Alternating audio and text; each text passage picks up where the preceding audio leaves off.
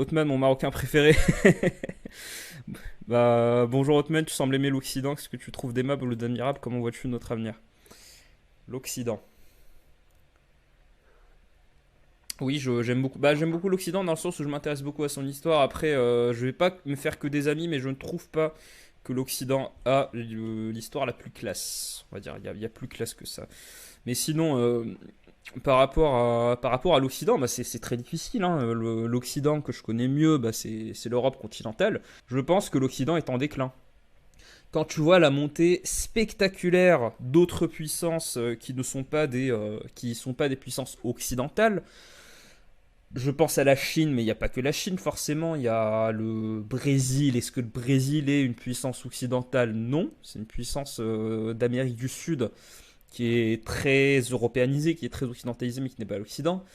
L'Afrique du Sud aussi et la Turquie qui sont vraiment en train, surtout avec la guerre en Ukraine, t'as ces puissances-là, c'est vraiment les BRICS qui ont pris je pense que c'est eux qui vont monter et l'Occident va se retrouver un petit peu mis de côté. En tout cas, c'est ma prédiction.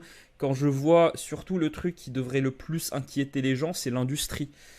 Il y avait plein de candidats qui mettaient l'industrialisation au centre de leur programme. Donc tu avais Jean Lassalle, tu avais Zemmour, tu avais je crois Fabien Roussel aussi. Roussel qui est très souverainiste et qui du coup s'est fait allumer par son propre camp. Euh, donc ça devrait inquiéter. Pourquoi? Parce que là, l'industrie, on ne la trouve plus en Occident. L'industrie, tu la trouves en Amérique latine, tu la trouves en Europe de l'Est peut-être, les Balkans. Tu la trouves plus en Occident. Et de base, c'était un projet. En gros, le projet, c'était de dire, ok, l'industrie, ça pollue. Les ouvriers, ils font un peu chier. L'avenir, c'est le secteur tertiaire. Donc le secteur tertiaire, c'est les services, c'est l'inverse de l'industrie. En fait, avec le tertiaire, tu produis pas de richesse. Tu produis pas de richesse avec le tertiaire parce que le tertiaire, c'est littéralement de base, c'est du service à l'industrie, c'est du service à la création de richesse. Ça permet d'améliorer la création de richesse. Mais quand t'as pas ces créations de richesse, au final, t'as quoi? T'es une puissance qui produit rien. Et surtout qui ne fait pas d'innovation, hein. L'innovation, c'est un thème. Enfin, honnêtement, c'est un truc de technocrate, hein. La gestion de l'innovation en France, c'est un truc de technocrate. Si t'es pas à fond dedans, ça va pas forcément te sauter à l'esprit. Mais l'innovation, c'est une des préoccupations majeures aujourd'hui en Occident. Et on ne sait plus comment faire.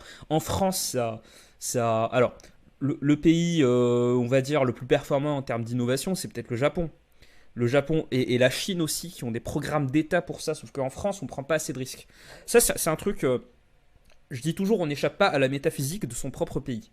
La raison pour laquelle la France, on dirait que je passe du coq à l'âne, mais pas du tout.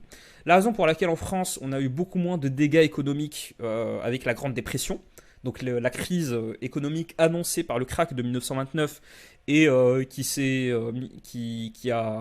étendue en Europe à partir de 1931. La raison pour laquelle en France on a beaucoup moins eu de dégâts économiques, c'est parce que en France on ne prend pas de risques au niveau économique.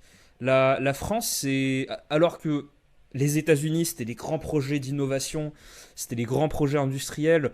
L'Allemagne, pareil, l'Allemagne a énormément souffert avec la Grande Dépression. Franchement, je pense que c'est le pays avec l'Espagne s'est le plus cassé la gueule dans la Grande Dépression. Mais l'Allemagne, justement, c'était les grosses industries, c'était les gros monopoles industriels qui étaient soutenus avec une manne de l'État. Alors qu'en France, la France s'est industrialisée très tardivement. La France était, même si c'était une grande puissance, hein, même à la Première Guerre mondiale, c'était la première armée au monde, hein. Mais économiquement, t'avais plein de gens qui venaient en France pour trouver du travail, des Européens, je précise.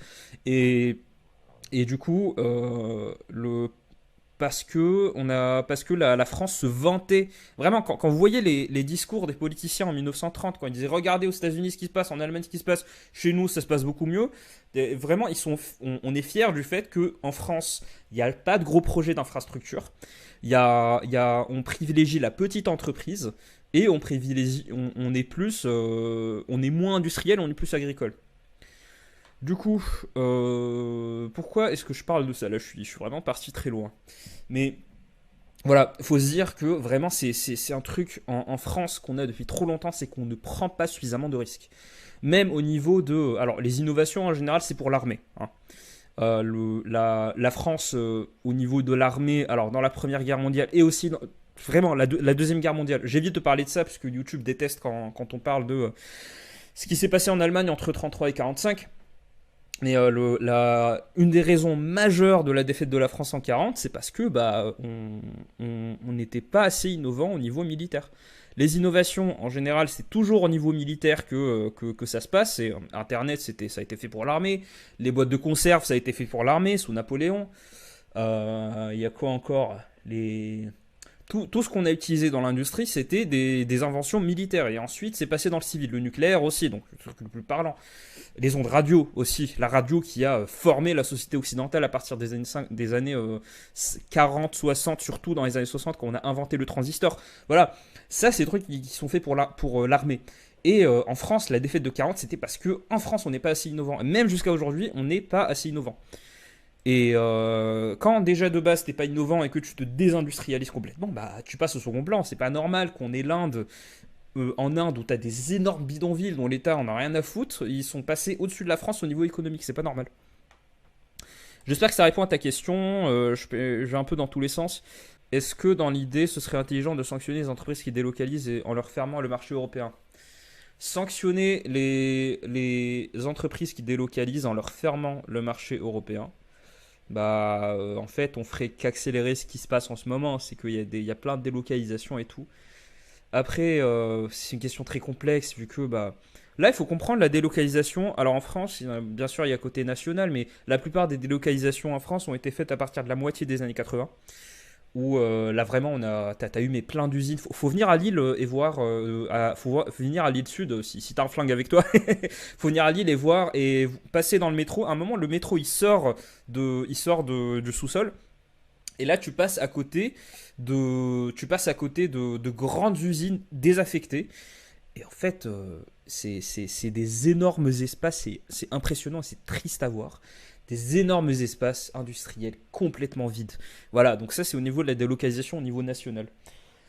Au niveau international, pardon. Ça a déjà été fait. Je pense que le plus gros des dégâts est passé.